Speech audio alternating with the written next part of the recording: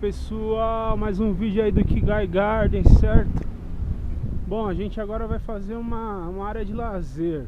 Nossa, vamos fazer chumbar ali, fazer uma churrasqueirinha.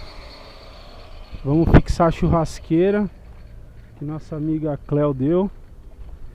E essa churrasqueira aqui deve ser de 1800.